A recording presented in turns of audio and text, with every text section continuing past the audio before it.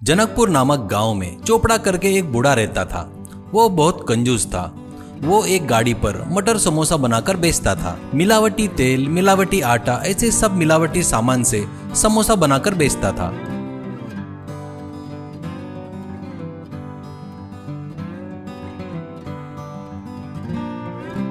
समोसे का स्वाद अच्छा रहने के लिए चाइना साल्ट का उपयोग करता था, इसलिए वो लोगों को बहुत पसंद और टेस्टी लगते थे। इससे वो मिलावटी सामान से बना है करके उनको पता भी नहीं चलता था। चोपड़ा का सिर्फ समोसे का ही बिजनेस नहीं था, वो ब्याज का धंधा भी करता था। ज्यादा ब्याज से पैसे देकर लोगों से ज्यादा पैसे वसूल करता था। इससे बेचारे उसके पास से ब्याज से पैसे लेने वाले लोग बहुत दुखी होते थे। चोपड़ा खुद कमाए सो पैसा, सोना सब एक अलमारी में छुपा कर रखता था। चोपड़ा का बेटा और बहू एक दुर्घटना में मर जाते हैं, तो उनके लड़के जगदीश को चोपड़ा ही पाल पोस कर बड़ा करता है। वो अभी कॉलेज में फाइनल ईयर में पढ़ रहा था। जगदीश बहुत अच्छा लड़का था, जरूरतमंदों की मदद करते रहता था। उसको उसके दादाजी जो ब्याज का धंधा करते थे वो बिल्कुल पसंद नहीं था। दादाजी ब्याज वसूल करते वक्त पैसे देने वाले का दुख देखकर जगदीश का दिल पिघल जाता था। एक दिन कॉलेज में लेक्चरर, आज से तुम्हारी कॉलेज लाइफ खत्म हो गई है, अब आगे आप लोग क्या करना चाहते हो? जगदीश तुम बताओ, ऐसा कहता है। जगदीश खड़ा होकर, सर मैं आगे पढ़ना नहीं चाहता हूँ। अपने गाँव में बहुत से निपुण लड़के हैं, उनको कुछ न कुछ उपाय बताकर अच्छा रास्ता दिखाना चाहता हूँ, ऐसा कहता है। लेक्चरर, इतना अच्छा पढ़ने वाला तू और आगे नहीं पढ़ना चाहता क्या? कहता है तो जगदीश, सर मैं नॉलेज के लिए ही डिग्री तक पढ़ा हूँ बस, और मुझे किसी के नीचे काम करना पसंद नहीं है। उन लड़कों को कुछ उपाधि दिखाकर उससे आए पैसों से मेरा हिस्सा मांगूंगा, वो मेरे लिए बस है, ऐसा कहता है।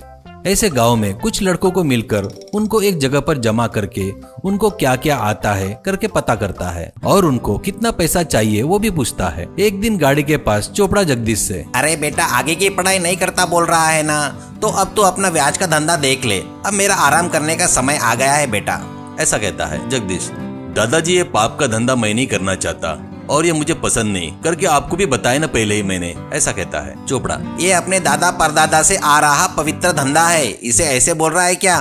क्यों? ऐसा कहता है। जगदीश, किसी जरूरत के कारण लोग तुम्हारे पास ब्याज से पैसा लेने आते हैं, तुम पैसे देते हो अच्छा है, पर इसके बदले में उनसे ज्यादा पैसे लूटते हो, ये पाप है, इतना पैसा क्या करोगे, ऐसा कहता है। चोपड़ा, तेरे लिए ही कमा रहा हूँ रे गधे कहीं के, ऐसा कहता है गुस्से में। जगदीश, ये पाप का पैसा मुझे नहीं चाहिए, वो पैसा नहीं है, गांव वालों का आंसू है, वो पाप है करके मैं तुमको प्रूव करके दिखाता हूँ, कहता है तो चोपड़ा, प्रूव करता क्या?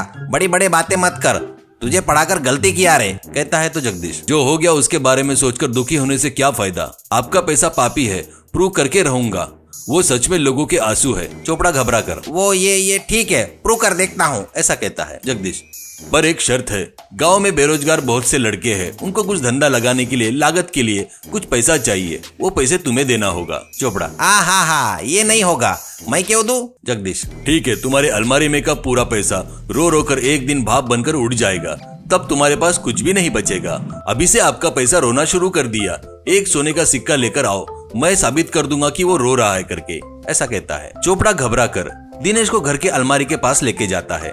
बाद में वो खोलकर उसके सामने एक सिक्का पकड़कर, कहाँ है? रो तो नहीं रहा है? क्यों रे बेमतलब मुझे डरा रहा है, ऐसा कहता है।